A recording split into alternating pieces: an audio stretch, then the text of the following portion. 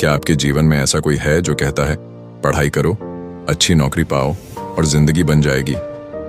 लेकिन क्या यही अमीरी है? रॉबर्ट कियोसाकी की किताब रिच डैड पुअर डैड एक ऐसे ही भ्रम को तोड़ती है जहां दो अलग सोचें टकराती हैं, एक गरीब सोच और दूसरी अमीर सोच।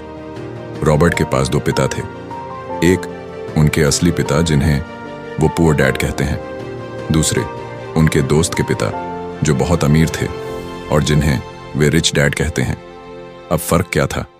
पुअर डैड कहते थे पैसे के लिए काम करो, सरकारी नौकरी ही सबसे सुरक्षित है, लेकिन रिच डैड कहते थे पैसे को अपने लिए काम करना सिखाओ। यही सोच का अंतर जिंदगी का अंतर बन गया। पुअर डैड ने पढ़ाई की, डिग्रियां ली, नौकरी की, लेकिन रिटायर होते वक्त भी वो आर्थिक रूप से परेशान थे। रिच डैड स्कूल पास भी नहीं कर पाए थे, लेकिन उन्होंने बिजनेस और निवेश की ताकत को समझा। उन्होंने संपत्तियां बनाई, ऐसी संपत्तियां जो हर महीने पैसे लाती थीं, जैसे प्रॉपर्टी से किराया, बिजनेस से मुनाफा, शेयर बाजार से लाभ। तो इस किताब की सबसे पहली सीख है, अमीर लोग संपत्तियां खरीदते हैं और गरीब लोग जिम्मेदारियां, जैसे कार, EMI, मोबाइल लोन। ये सब दिखने में अमीरी लगती है, लेकिन असल में ये आपकी जेब काटती हैं। लेकिन कोई छोटा सा दुकान, ऑनलाइन स्टोर या किराए पर दी गई कोई चीज, ये सब आपको हर महीने कमा कर देते हैं।